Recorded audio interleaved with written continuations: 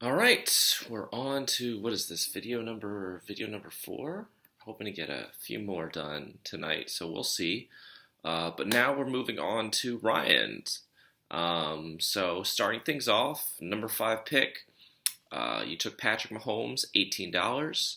So we're just swing away. I know you said you kind of got locked out of your phone at the airport trying to make this pick, and what ended up happening is auto draft ended up picking basically bidding for you, and you got stuck with Mahomes. But honestly, I don't really mind it. Like last year, he was the eighth ranked fantasy quarterback. Obviously, he won a Super Bowl. That's 2 in a row. And he's won 3 already. So best player in football for my money right now. I know NFL Top 100 just named Tyreek Hill the best player, but quarterback's more important. Anyway, what does that have to do? So he had his worst touchdown percentage, interception percentage, yards per attempt last year, but he also had a really weak receiving core. Justin Watson, Kadarius Toney, Rashee Rice, Sky Moore. You still got Travis Kelce, but it was tough. It was tough sledding. There was a lot of Isaiah Pacheco in the playoffs. Pass catching, the pass catching was not there. It wasn't good. This year around, obviously Rashee Rice is on Robbie's team. He's facing like 8 felony counts, but it looks like he's not going to get suspended till next year. But he's back. We got rid of Toney. We drafted Xavier Worthy in the first round. We brought in Marquise Hollywood Brown. So he's the number one. He's the man. He's the number one quarterback in football. We've seen an MVP season from him already. I mean, was it last year he threw for over 4,000 yards? I imagine we'll get over 4,000 yards.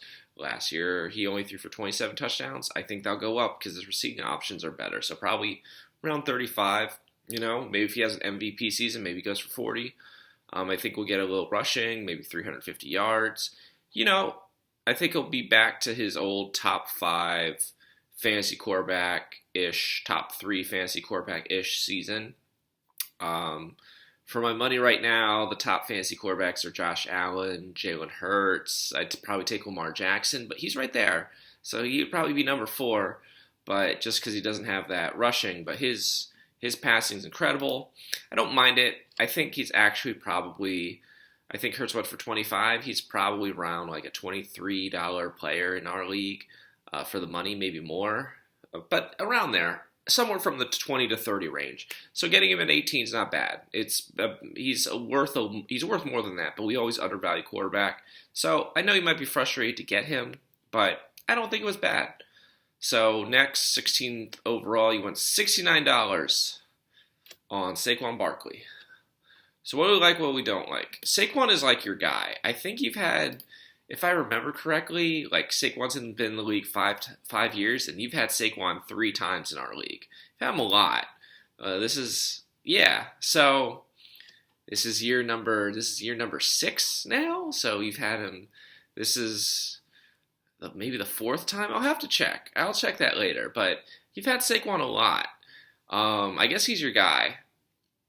Last year was tough. 247 rushes. Didn't break 1,000 yards, got 962, 41 catches, didn't break 300 yards, got 280 receiving. So he had 10 touchdowns, so that was nice. But the Giants were a mess. Daniel Jones got hurt, and the offense got better, but the O-line's not good. They didn't have any receivers. The Giants are a bad offensive team. They're still a bad offensive team. The Eagles, on the other hand, they had a late season swoon, but that doesn't take away from the fact that they started 13-2. They're an excellent team. The year before they were in the Super Bowl. Last year they just crashed out in the first round. They just fell apart down the stretch. So they're hoping Barkley helps them not do that. I think Barkley has top 3 fantasy upside. I mean, his 2022 season isn't all that long ago. It was 2 years. He had 1,300 rushing yards, another 57 catches. Even last year, he was averaging 16 fantasy points a game in our league. So, like, he's definitely a top 10 running back, probably a top 5 running back. He's an incredible player. I think with the Philadelphia offensive line, all those weapons around them. I've already talked about Devontae Smith on Stefan's team. Eileen has Jalen Hurts. I have A.J. Brown. But Saquon will really help them. Now, the question is how much rushing touchdowns will Jalen Hurts take away from him? That's really the question. Because if you told me that Saquon Barkley was getting the goal line touches, I would say he's probably a top 3 fantasy running back. But he's with Jalen Hurts, and they love the tush push. Like, that is what they do. He led the league in rushing, in quarterbacks and rushing touchdowns last year. He had, I want to say, 11. So I'll check that right now, actually. But it's hard for me to see, unfortunately, him with that upside because Jalen Hurts is there, because Jalen Hurts has so many rushing touchdowns. Yeah, so last year Jalen Hurts had 15 rushing touchdowns. It's a lot. So, I mean, I think Barkley will get some. I don't know if he'll get, like, as many as Raheem Mostert, who got, like, 21, and I think Hurts is still going to get quite a few rushing touchdowns. But I could see him last year. He had 10 touchdowns total, so 6 rushing, 4 receiving. I could see him getting, like, 12 touchdowns seems good, which will put him right about like the 6th best fantasy running back on my board, essentially. So, is $69 a lot? Yeah, it is. But, Bijan went for 80, McCaffrey went for 79, Brees went for 77. If you think he's got that upside to be the top 3 running back, if he gets those goal line touches, then he definitely is. Then it's a bargain, frankly. So it's really about what do you think is going to happen in the red zone? How well do you think this Eagles offense will take off under new offensive coordinator Kellen Moore? I haven't always liked Barkley, to be honest with you, but I've always thought he was really talented, and he's in the best situation of his career. So I don't know if they're going to feed him like they fed him in New York, but he's definitely going to get his because they did not pay him to just hang out. Philadelphia's going to use him quite a bit. So I like the pick. I don't love it. I hope you're protecting him from injury by getting his handcuff. I don't think you are, if I remember correctly. To be completely honest, I don't even remember who the Eagles' backup running back is this year. With everybody, I remember Miles Sanders being there 2 years ago. I remember DeAndre Swift being there last year. I remember Boston Scott is not on the team anymore. I think someone has Kenneth Gainwell, but I'm pretty sure he got beat out by Will Shipley in preseason. So I might be wrong, but I think Will Shipley's probably the better play. Anyway, I don't think you have Will Shipley on your team, so I would probably consider doing that because I don't think their depth chart is very deep at running back. And if something happened to Barkley, which he's been injured 2 out of the 5 seasons in the NFL, so you should probably definitely protect him with some sort of insurance policy. But yeah, so I like Barkley. I like the pick. 25 overall, $52. Achane. So I'll give you this, Ryan. You haven't really been in the playoffs recently. You haven't really made a lot of bold moves. You kind of during the season give up towards the playoffs because you're falling apart. So I'll give you credit for this draft. You're swinging for the fences. Achane led the league in yards per carry last year with 7.8, minimum 100 carries. He's on possibly the most dynamic offense in football in Miami with Tyreek Hill and Jalen Waddle. They just got speed for days. Even Mostert has speed. Mostert went for $9 to Justin, but we know who has the upside in that offense, in that backfield. And it is not Raheem Mostert. You can talk all you want about his 21 rushing touchdowns. Achane's the man. Achane is freaky fast. So the whole team is freaky fast, but he is next level fast. The problem is, can he stay healthy? So he missed 6 games last year during his rookie season. But when he played, I mean, we just talked about Barkley averaging 16 fantasy points. Achane averaged 17.3 fantasy points last year on 12 touches per game. 12. Okay? He doesn't need a lot of volume at that rate to be an incredible value. So even if he was just like getting backup running back 15 touches-ish a game, or even in like we'll say in a shared backfield, if he was getting like 16-ish, so 50-50, so 16 touches, Raheem Mostert gets 16 touches, Achane gets 16 touches, he's probably a 20-point fantasy player at that rate. Now, I don't know if he'll be quite that efficient. Like, that level of efficiency is like, I mean, that's Adrian Peterson in his prime levels of efficiency. I don't know if we're going to get that. So that's kind of like a lot. I mean, I think there's going to be some regression. But even if he just got his 16 touches and kept getting 17 fantasy points a game, that's excellent. That is top 3. That is in Christian McCaffrey, Derrick Henry level territory. That's how much upside Achane has. The downside is the injury risk. So, I mean, I was going up for Achane. That's why you see in a lot of leagues, there's a lot of unknown. People had him going in the 30s. You went all the way up to 52. You really wanted him. I kept pushing you, and you still wanted him. You would not let me have him. So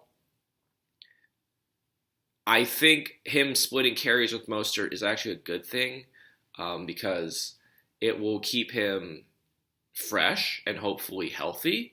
I am surprised that neither the Mostert owner and the Achane owner, neither of you took Jalen Wright. I don't know why you guys let Sarah do that. Especially since he was $1, and he's essentially the handcuff to both of those guys. And both of them have long injury histories. One, Mostert has a long injury history in the NFL. Achane has a long injury history at college, and then last year too. So I don't really know the thinking behind that. That doesn't really make a whole lot of sense to me, especially because Wright is also in the same mold as both of them, and he's freaky fast too. So don't love that. Not really sure about that. But Achane has a ton of potential. You're basically betting on the upside. And I always like bold moves. I always like to swing for the fences. And this is the kind of player, like we talked about people playing it safe with Justin. We talked about Sarah kind of playing it safe, taking career year guys. This is not a play it safe move. This is a swing for the fences or strikeout move. He could blow out his knee tomorrow. I mean, anybody really can. But he has a higher risk of doing that, or he could win you the league. That's his upside. His upside is like superstar. His upside is top 3 fantasy player, not running back, not quarterback, player. So 52 is a lot, but I respect it for going after a star level player at what you think is a discount. You're buying the upside. That's baked in. It's a lot of money. It's a big risk. But frankly, I'd rather take the risk than sit on the sidelines and play it safe. Play it safe don't get you. Safe money don't make money. So scared money don't make money. I mean, you kept taking risks because the next one, 47 overall, Marvin Harrison Jr. Now, granted, the thing I don't like about Marvin Harrison Jr. is we're essentially anointing him like Davante Adams. Davante Adams went for 35. I guess Harrison Jr. is in a better situation with Kyler Murray, but last year Puka Nacua had like a historic, incredible rookie wide receiver season. Okay, most yards ever, not as many touchdowns as like Chase or Jefferson. I think the best rookie fantasy season is it's not Jefferson because he missed the first 4 games. He didn't really play. So the best rookie fantasy season would be Jamar Chase. The second one is Odell Beckham Jr. Neither of them were the number 1 fantasy receiver those years. If you want to do Chase was a top 3, no, he was top 5. But all of that's to say is like historically speaking, it will be very difficult for Marvin Harrison Jr. to live up to like basically his draft status, basically what you're paying him. You're basically paying him at cost for $31. You're saying he's an above average to superstar level player. And we just watched Puka Nacua have an incredible, sensational rookie fantasy season, and he was the number 8 fantasy receiver. So, and we basically paid Marvin Harrison Jr. like he's the number 12 fantasy receiver. That's a lot. So I'll give you this. The best fantasy receiver, the best receivers I've seen out of college, I mean, I don't want to go super far back, so we'll say since like Larry Fitzgerald. That will be it. Best receivers I've seen out of college are, I mean, there's quite a lot of them now. There's Justin Jefferson, I thought he was incredible out of college. Ja'Marr Chase was probably the best one. No. The best one is Calvin Johnson. All right, so Calvin Johnson, and then somewhere in there's Odell Beckham Jr., and then somewhere in there's Ja'Marr Chase. And Marvin Harrison Jr. is like right there with them. I talked about Neighbors is below them, so Neighbors is below like Ja'Marr Chase, Justin Jefferson, Harrison Jr. I think Harrison Jr. is on that level with like Chase. That's the level of talent we're talking. I mean, his father is a Hall of Fame wide receiver who played basically his whole career with Peyton Manning. So he, for all the Michigan guys who like hate Ohio State, like you can hate Ohio State, but Marvin Harrison Jr. is probably the best player out of Ohio State.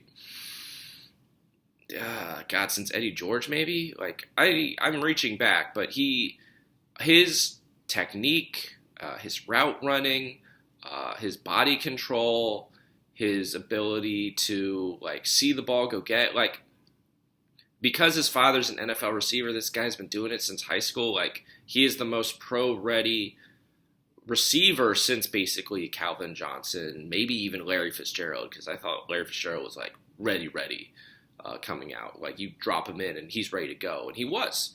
So Marvin Harrison Jr. is absolutely like super prepared, like more prepared than any receiver I've ever seen. The fact that Ohio State couldn't win a national championship when he was on the team baffles me, because I'd literally build the whole entire offense around them. Fuck the running backs.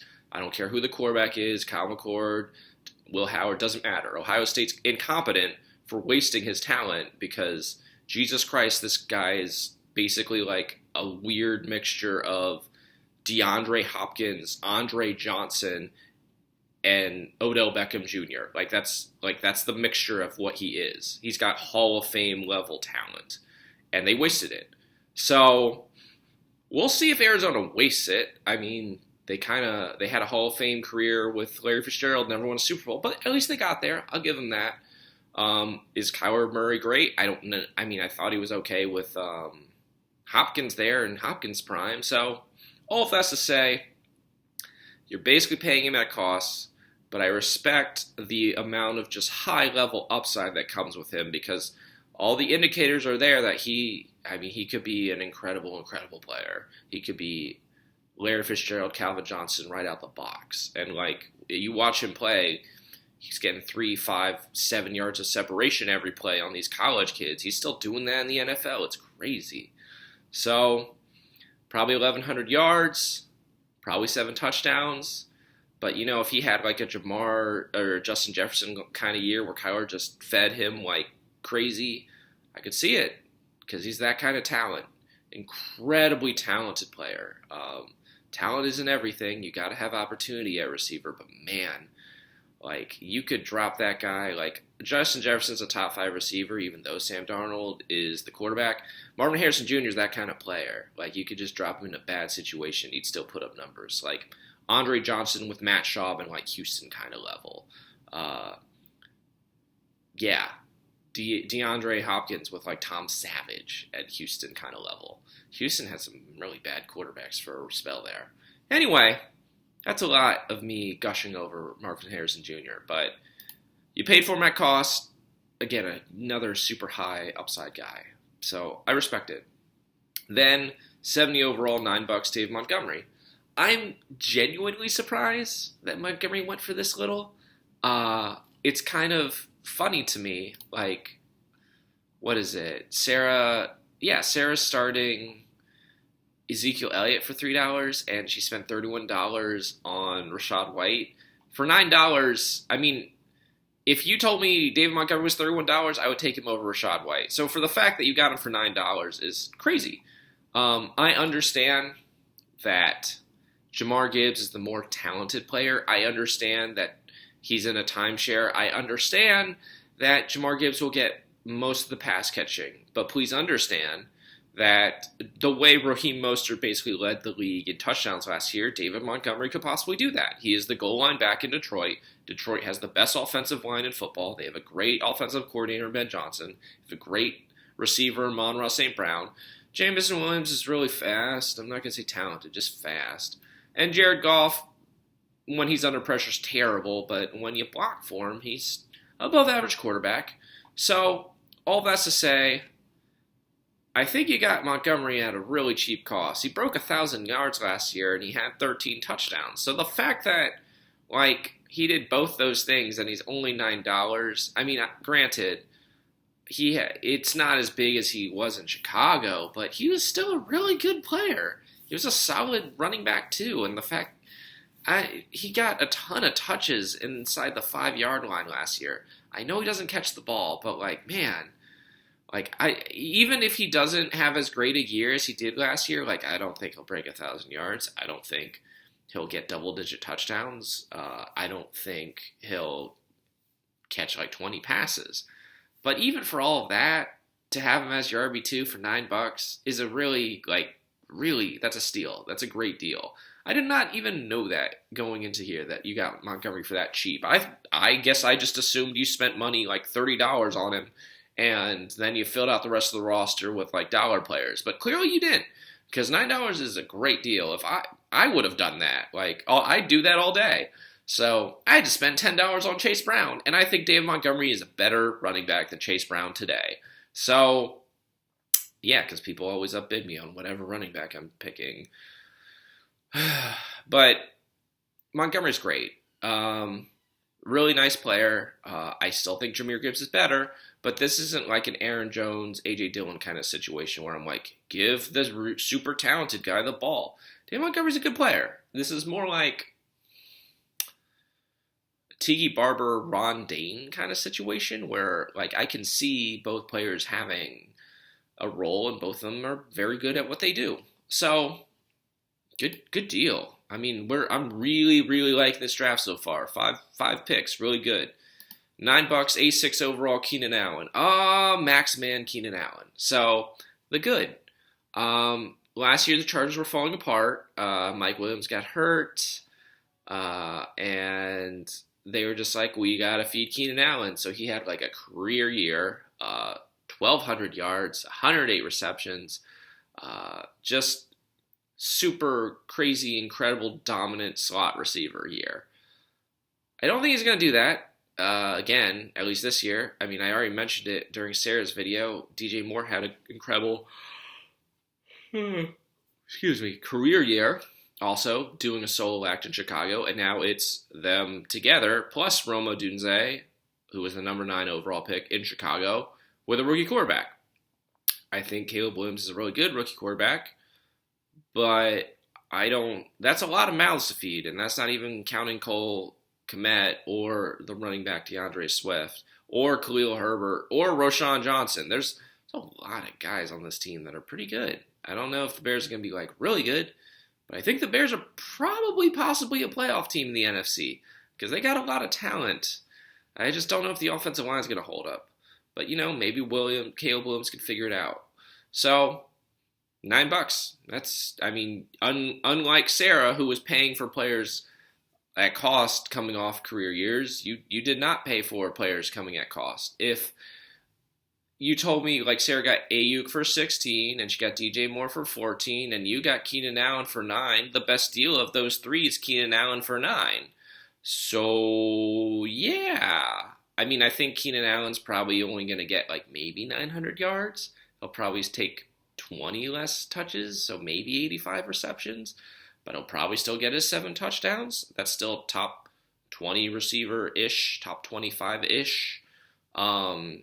Really good deal on him. I know he's looked fat in training camp, but he's still top 10 route runner in football, still keeps himself plenty busy. He's playing for a contract, essentially, so he wants to have a good year. I don't know if he's going to have as good a season. He's obviously not going to have as good a season as he did last year. That should be let me be very, very clear. That won't happen. But is he still a flex level, wide receiver level, like player? Absolutely.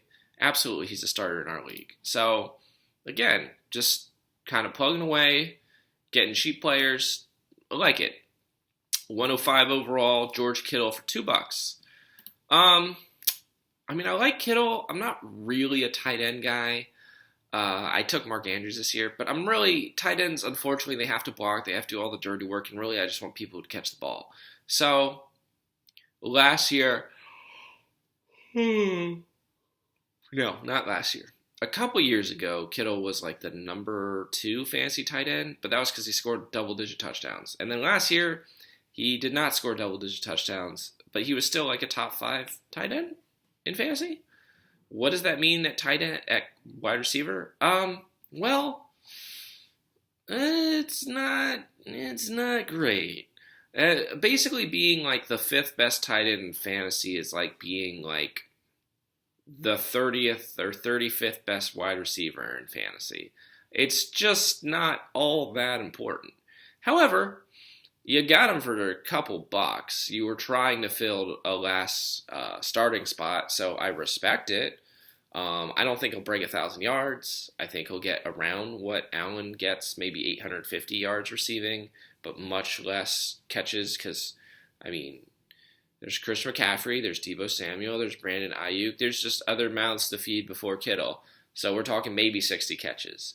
He'll be a usable flex. I'd always be looking to upgrade him, but for $2, he's usable. He's there. You're hoping maybe he scores 8 points a game, and you kind of just get away with it because you have star players. So I don't know if it will work. I don't think he's that great.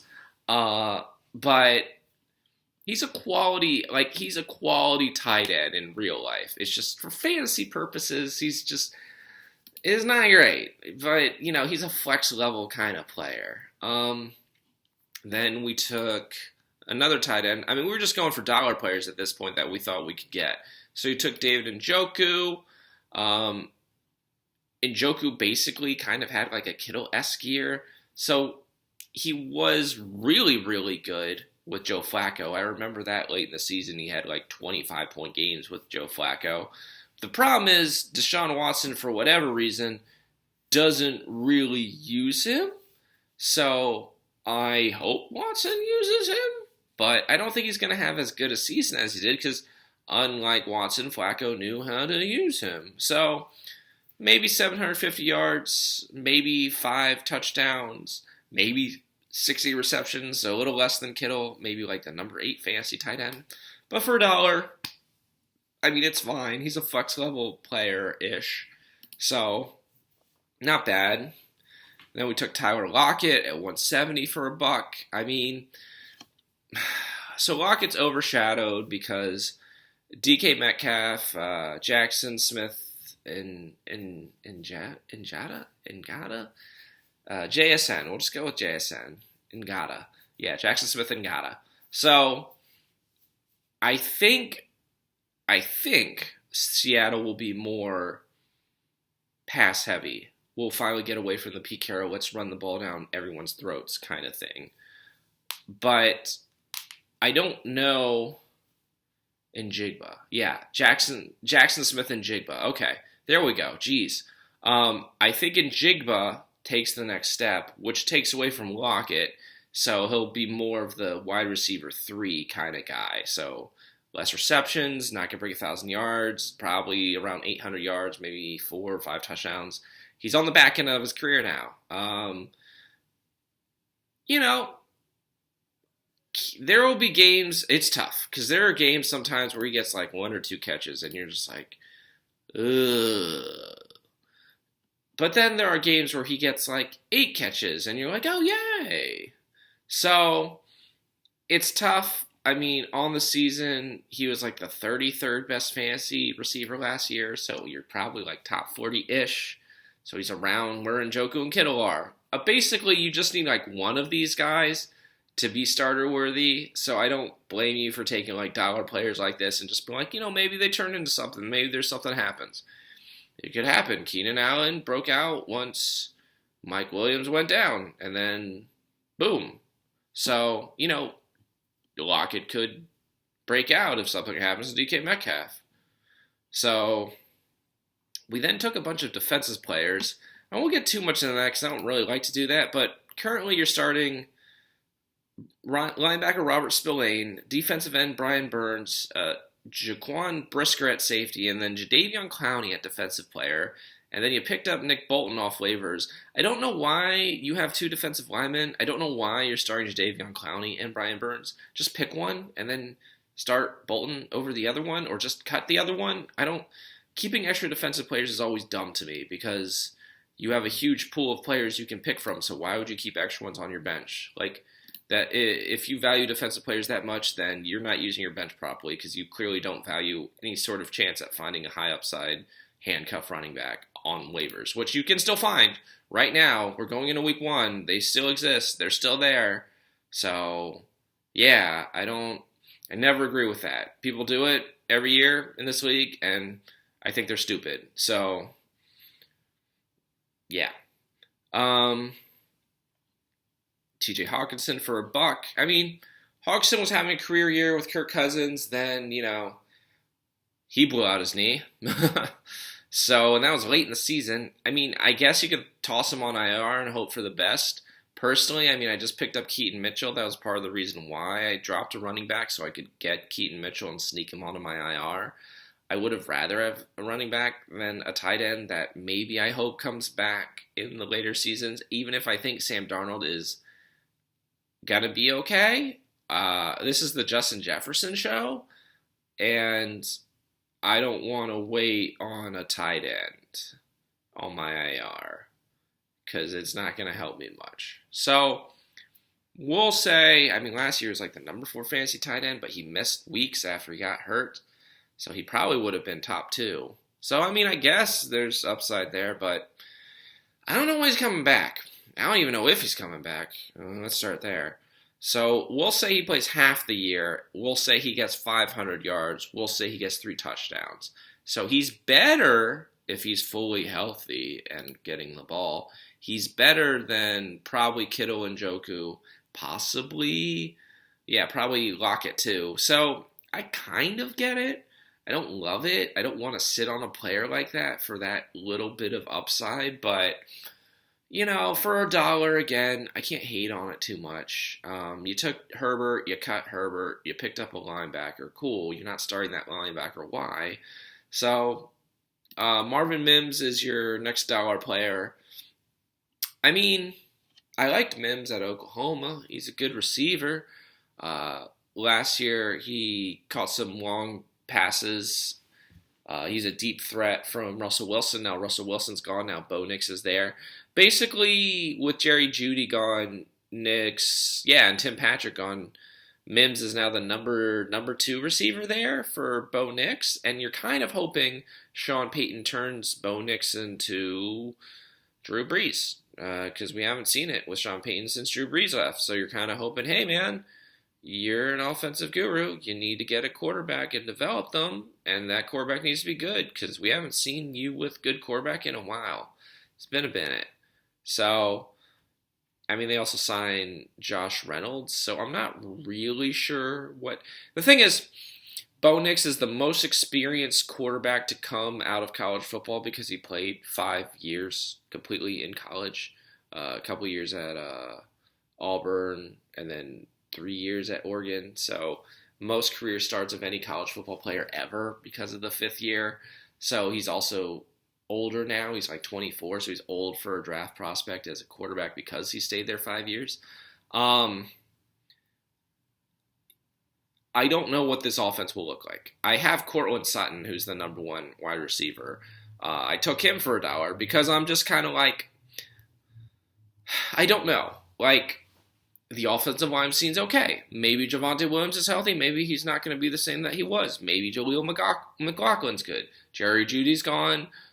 Maybe Courtland Sutton's very good. I mean, I've always thought he was very talented. I've always thought he was underutilized. I always thought he's a good player. But it's really going to come down to, can Peyton make Nix competent? Not good, competent. So Could Mims be a secret second-year wide receiver taking the leap? He could. I don't know the answer to that. I mean, last year we didn't know the Lions were going to break out and be an incredible offense. Could Denver be that kind of team? There's definitely a possibility again because Sean Payton's there. Sean Payton picked Nix. Nix is now the starting quarterback. If he basically plays point guard or plays like Drew Brees, then all of this offense could very quickly become dominant. But we don't really have a lot to go on. We don't really know. No one drafted Bo Nix in our league either because no one really has that kind of hope. So I don't know if he's going to be that level. But jumping into the unknown, I don't disagree with. If it doesn't work out, you'll know after like a month and you can just cut him and move on. So for $1, it's pretty good. For now, I'll say maybe he'll get like 40 catches and 500 yards. But really, the outliers that this could be based on this offense and what happens with Nix are aplenty. Last pick, dollar player, Dalton Schultz. Tight end, Texans, re-signed there after being with Cowboys for a number of years. I'd cut Schultz. I'm going to be honest. I mean, how many tight ends do we need? Like, we have George Kittle. We took David Njoku. We threw T.J. Hawkinson on IR. And now we took Dalton Schultz. Like, Schultz isn't going to do anything in Houston. And it's not because he's not good. But it's not because C.J. Stroud can't pass. But last year it was Nico Collins. And it was Tank Dell. And it was Dameon Pierce. And now we've brought in Joe Mixon. And we've brought in Stephon Diggs. Like, so a lot of people now to feed, and he is not in the top 4 people to feed. He's like number 5.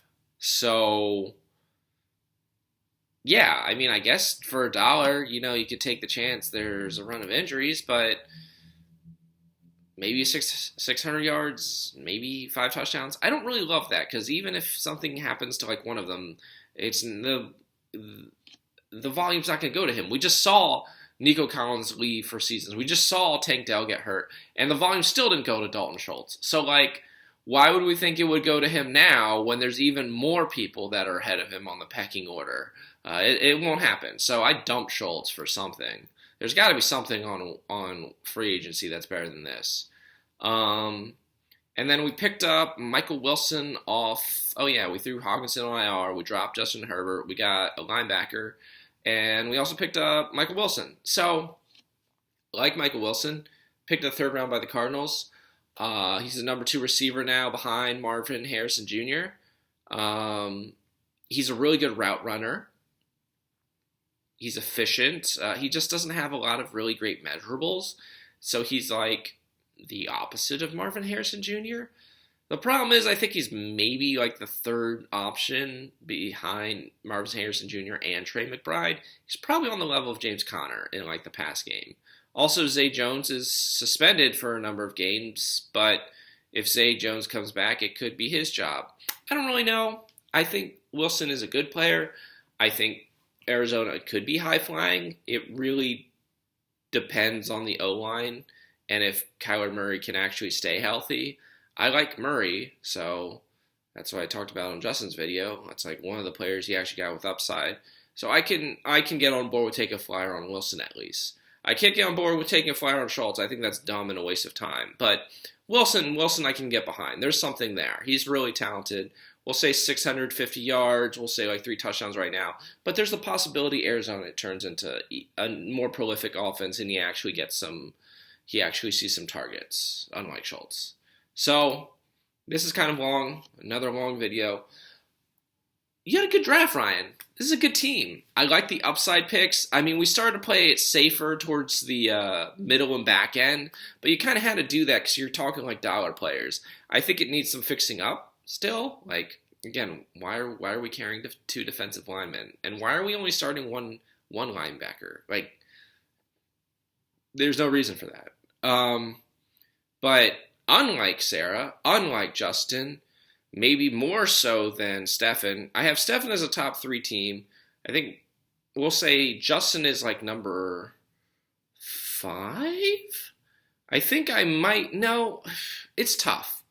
I really like Stefan's team a lot, but I really like your upside. But Stefan is the safer team. He has the higher. You have a higher ceiling. Stefan has the higher floor. So we'll split the difference. I'll say Stefan is the number 2 fantasy team, and I got you at number 3, but it's close, man. I really like your team a lot. I really like your team a lot. So, yeah, you have, unlike Sarah, we talked about, maybe Chris Olave could be your second star. You basically need Lamar Jackson to be your star, and then you also need Amon-Ra to be the star. Unlike Sarah, unlike Justin, even more so than Stefan, I mean, you need running back depth, but if Mahomes, Barkley, Achane, and Harrison all reach their ceilings, which is a high bet, I will say, there's a low chance of that, but if that actually happens, you probably win our championship. I mean, just based off Achane alone. So you have more volatility than some of the teams below you, especially considering another thing I don't like about taking so many tight ends. You only have 3 running backs, and you have none of the handcuffs to any of the running backs. I mean, I kind of get not having the handcuff to Montgomery because he's technically the number 2 running back. I guess you could carry Craig Reynolds, but really that wouldn't do you very much good because if he gets hurt, Jahmyr Gibbs is getting time. So I kind of get that. Achane, not really because you had Jalen Wright and he was cheap.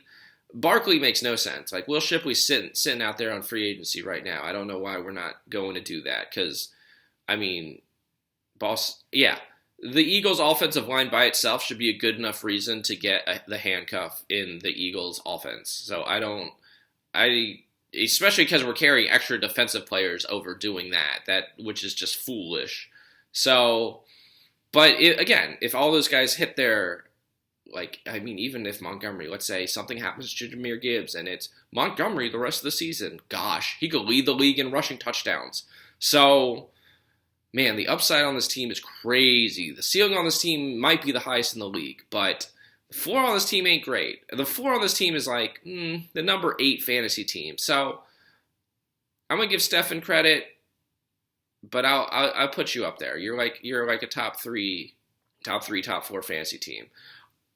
It'll really come down to your in-season management because we've talked a lot about you didn't make the playoffs. Stefan didn't make the playoffs. Justin didn't make the playoffs. Sarah didn't make the playoffs. Do you notice a theme of me doing these videos?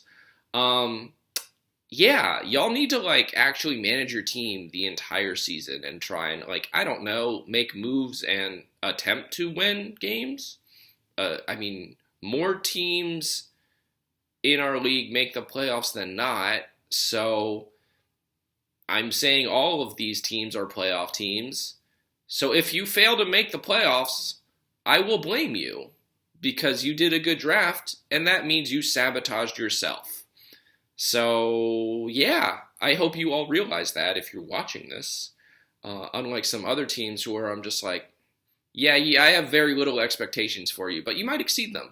No, I have expectations for you, and if you don't meet them, that's okay. I mean, it's your team, you're going to do what you want, but I will make fun of you.